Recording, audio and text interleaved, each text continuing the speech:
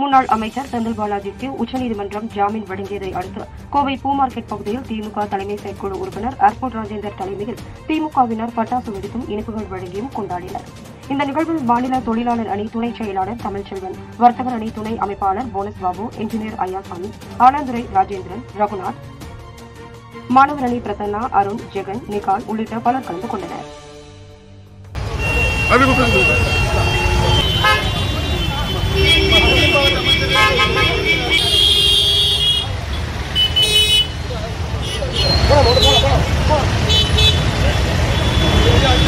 Udah